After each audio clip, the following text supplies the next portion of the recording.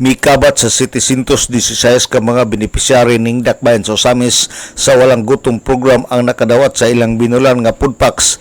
Niadtong miaging adlaw gidawat sa mga benepisyari sa walang gutom program nga diha kini gipahigayon sa Barangay Banyadero Covered Court.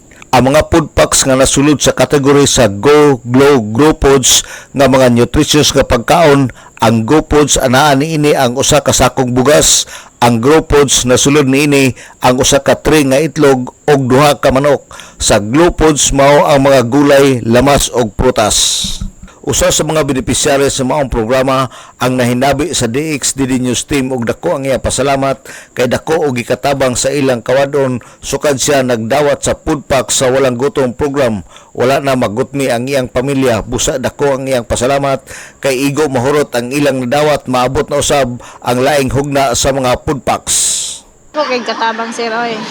Kay bali karon o nga nahurot ng bugas di sakto kayo nga na abot na pud siya.